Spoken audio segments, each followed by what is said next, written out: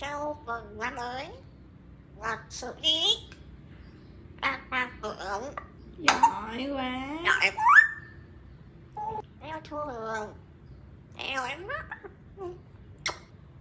Con bà quét vợ tóc bà chăm tóc bà vui bà rất yêu trọng phú tóc bà chăm châu mừng theo thường.